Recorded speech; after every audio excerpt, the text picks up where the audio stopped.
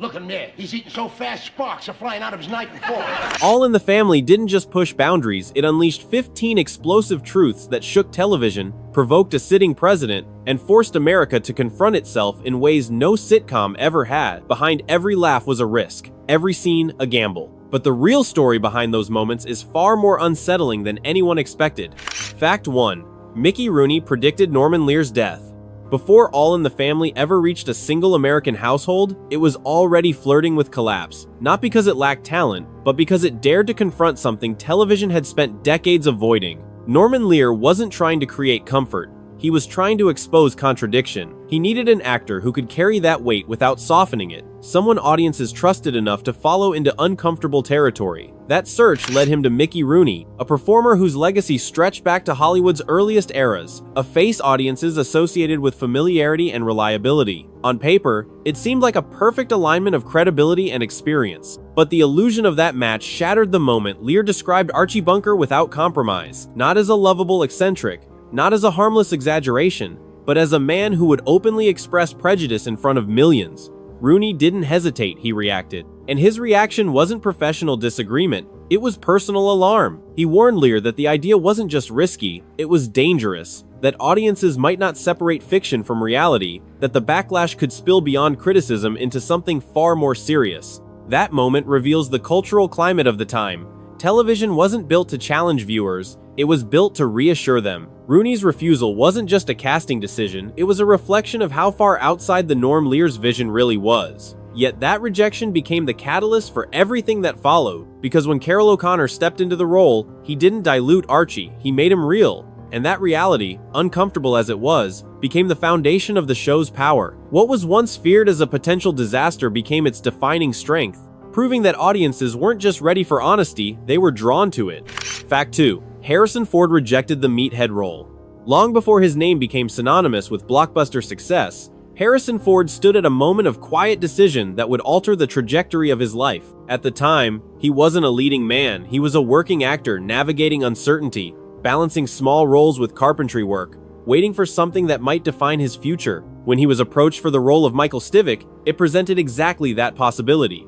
The character wasn't peripheral, he was essential, the ideological counterweight to Archie Bunker, the voice that would challenge and expose the contradictions at the center of the show. But Ford didn't see it as a breakthrough, he saw it as a question, one that didn't yet have a clear answer. The premise unsettled him. A show built around a bigoted character, even one designed to be challenged, carried risks that extended beyond storytelling.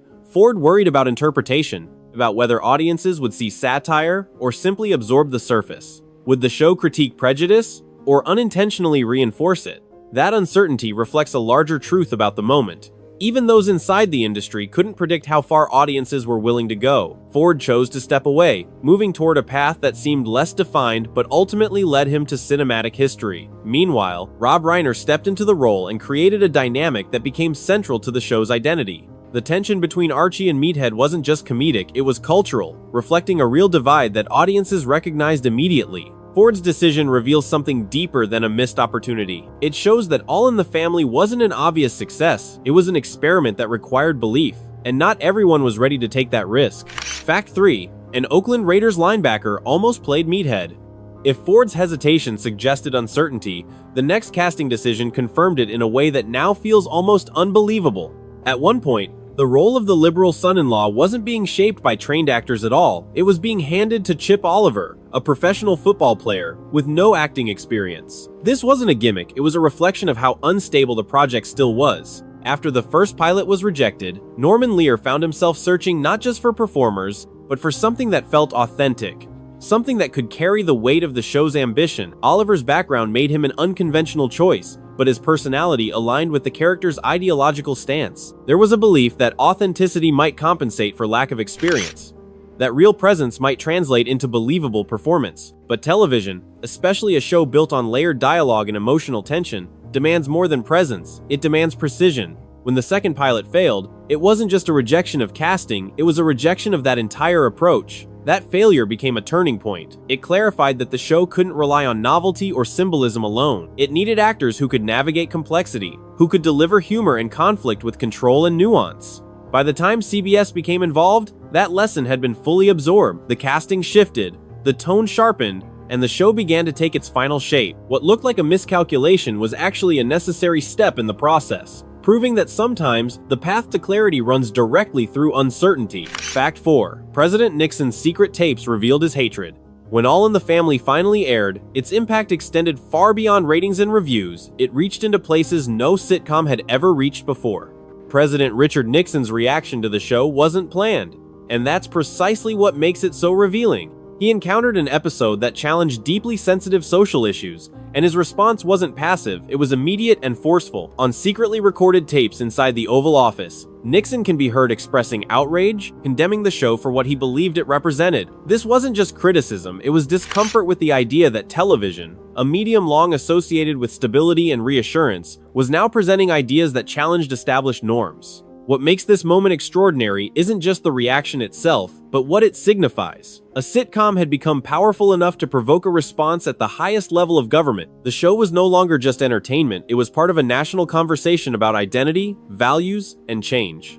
And instead of weakening its influence, that reaction amplified it. Norman Lear understood this immediately. For him, the backlash wasn't a problem, it was proof that the show was doing exactly what it was meant to do. It was forcing conversations, exposing tensions, and making people uncomfortable in ways that could not be ignored. When a television show becomes something that power feels compelled to respond to, it has already redefined its place in culture. Fact 5. The famous kiss generated television's longest laugh.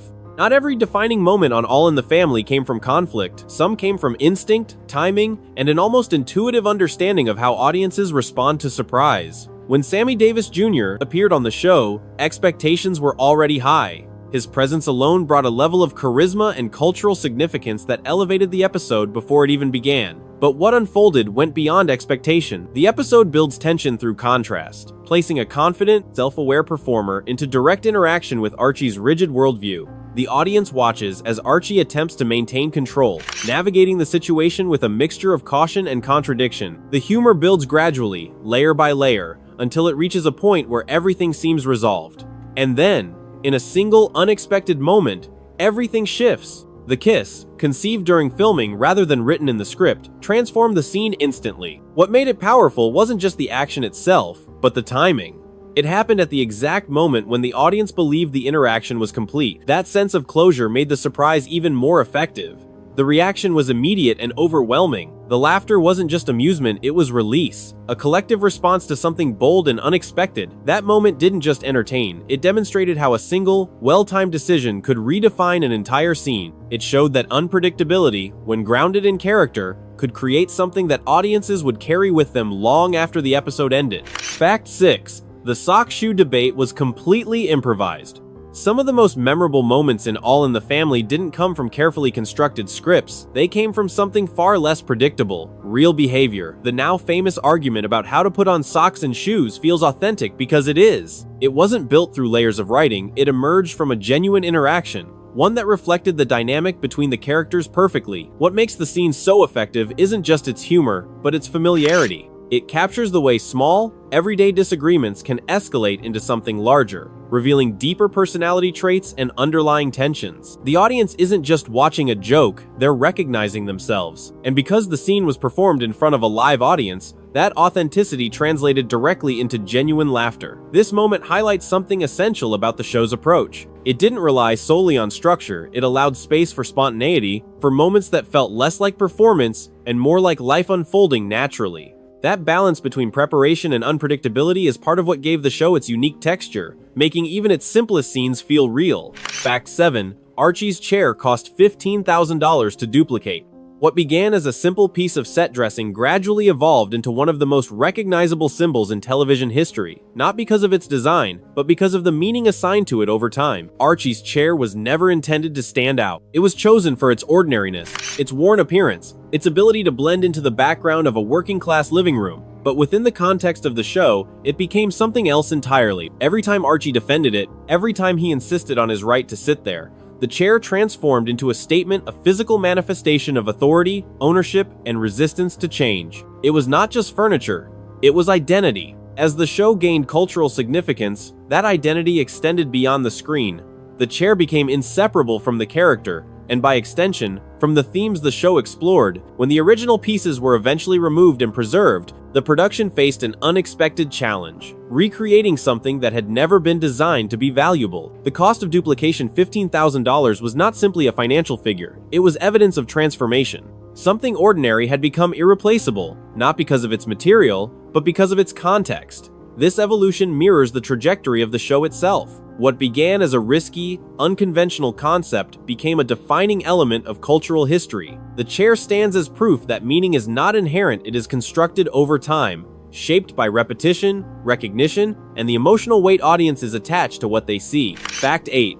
The first toilet flush in television history.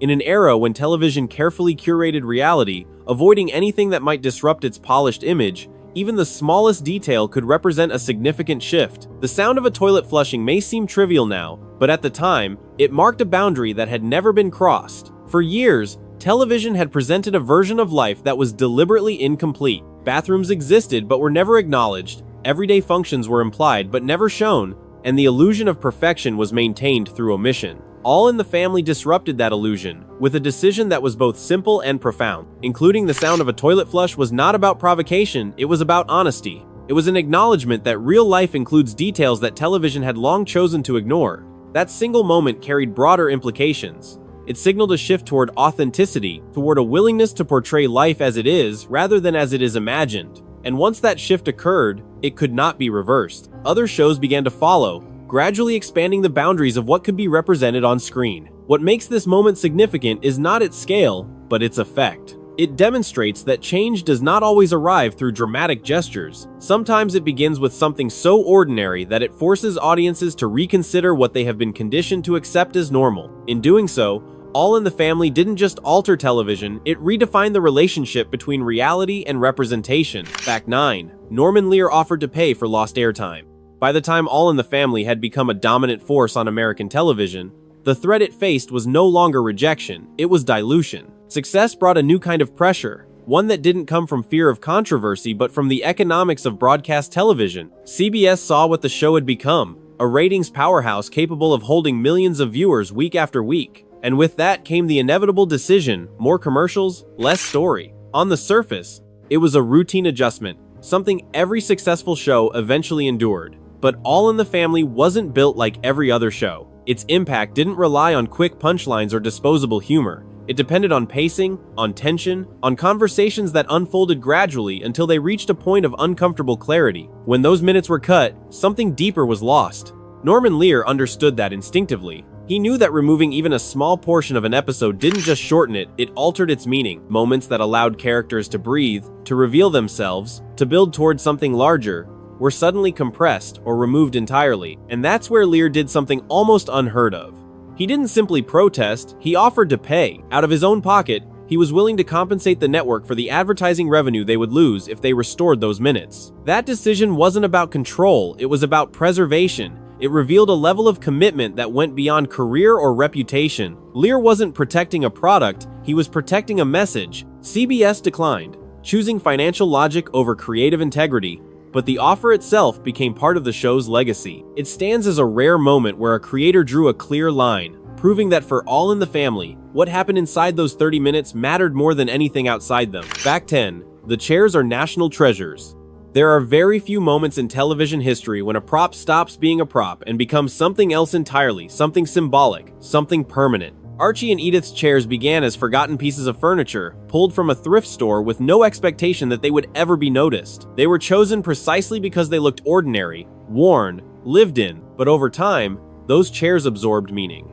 They became the center of arguments, the anchor of the set, the place where Archie asserted control over a world that was constantly shifting beneath him. And as the show grew, so did the significance of those objects. When they were eventually placed in the Smithsonian, it wasn't just a gesture of recognition, it was a redefinition of what cultural history could include. These weren't artifacts of war or politics, they were artifacts of conversation, of conflict, of a nation grappling with itself in a living room that millions of viewers recognized. Museum curators didn't preserve them because they were valuable in a traditional sense. They preserved them because they represented something intangible, a moment when television stopped reflecting an idealized America and started revealing a real one. And perhaps the most striking part of that transformation is how unexpected it was. The cast themselves seemed almost amused, even stunned, that something so ordinary had been elevated to such importance. But that is the nature of influence. It doesn't announce itself in the moment it accumulates, quietly, until one day it becomes undeniable. Those chairs are not just relics of a show,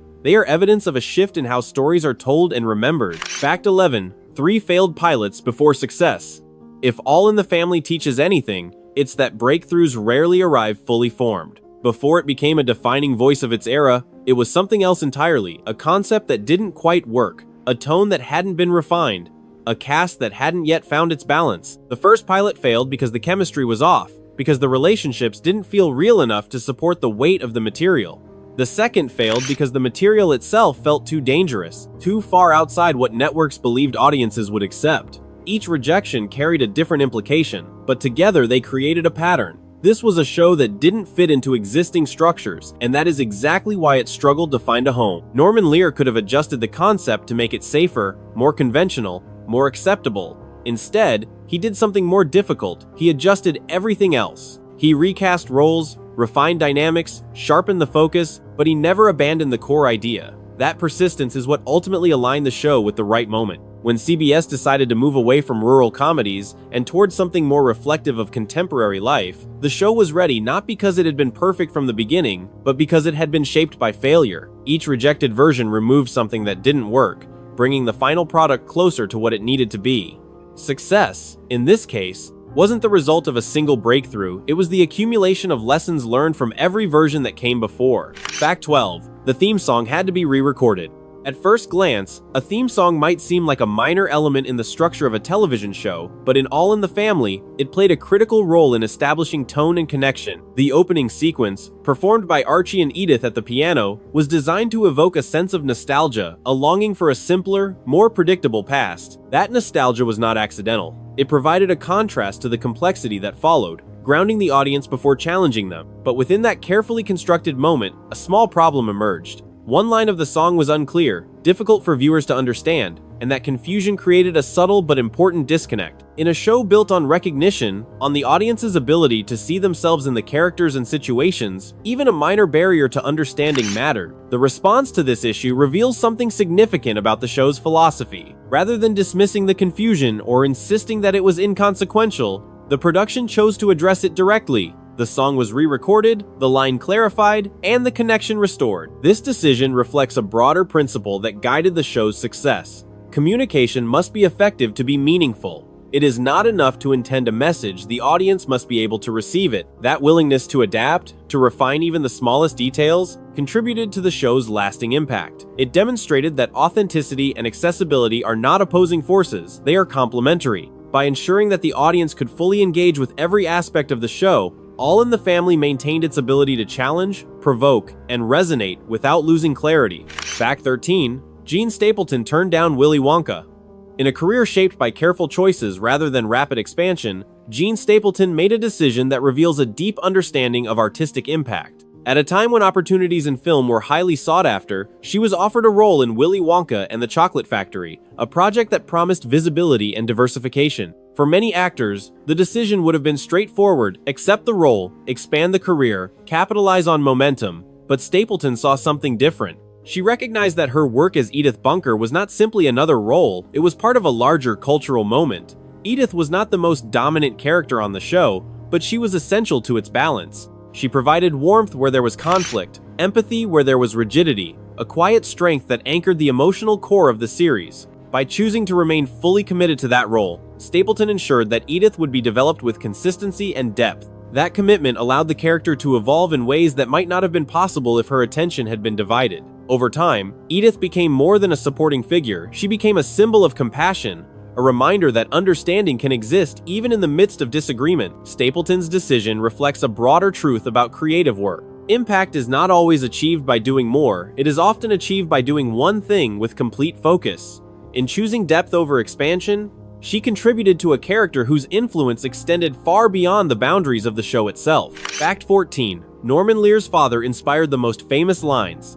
To understand why Archie Bunker resonates with such authenticity, it is necessary to look beyond the fictional framework and into the personal experiences that shaped his creation. Norman Lear did not construct Archie from abstract ideas he drew from memory, from observation, from a relationship that was both familiar and complex. His father, like many individuals of his generation, embodied contradictions. He held beliefs that were shaped by his time, expressed opinions that could be both blunt and revealing, and navigated a world that was changing faster than he could fully understand. These qualities found their way into Archie, not as caricature, but as reflection. The lines that define the character, the phrases that audiences remember, are rooted in real language, in attitudes that existed long before they were broadcast. This grounding in reality is what gives the character his depth. Archie is not presented as purely right or purely wrong, he is presented as human, with all the inconsistencies that implies. That complexity creates a unique dynamic. Viewers may disagree with him, may even feel frustrated by him, but they recognize elements of truth in what he represents, and that recognition is what allows the show to engage on a deeper level. It does not simplify, it reflects. It presents a version of reality that is uncomfortable precisely because it is familiar. Lear's decision to draw from personal experience transformed the show from a concept into something more powerful,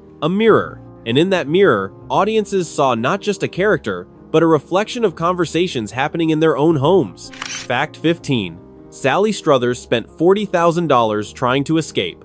Behind the cultural impact of All in the Family lies a quieter tension that reveals how even groundbreaking television can carry its own limitations. Sally Struthers found herself at the center of that contradiction. While the show was redefining what could be said on screen, her character, Gloria, was not always given the same depth as the issues being explored around her. Positioned between Archie's rigid worldview and a younger generation pushing for change, Gloria had the potential to be a powerful bridge, but too often, that potential was reduced to repetition, leaving Struthers feeling creatively confined rather than fulfilled. Her decision to challenge her contract was not an act of rebellion, it was a calculated response to stagnation. The financial and emotional stakes were significant, but the underlying motivation was clear. She believed the character deserved more. That pressure forced a shift. When she returned, Gloria was no longer just reactive, she became more layered, more reflective of the evolving role of women in American society, and more aligned with the show's deeper themes. This moment reveals something essential about creative progress. Innovation does not sustain itself automatically, it requires friction. Without resistance, even the most progressive work risks becoming static. Struthers' stand didn't just reshape her role, it strengthened the show itself. Her story underscores a lasting truth. Real change, whether on screen or behind it, is driven by those willing to challenge what already exists. What All in the Family ultimately proved is that television reaches its highest impact not when it comforts, but when it confronts. Every risk it took, from casting decisions to unscripted moments, revealed a deeper truth. Authenticity endures, while safety fades. Its legacy is not just what it showed, but what it forced audiences to face. If this story changed how you see television, take a moment to like, share, and subscribe and stay with us for more stories that still matter today.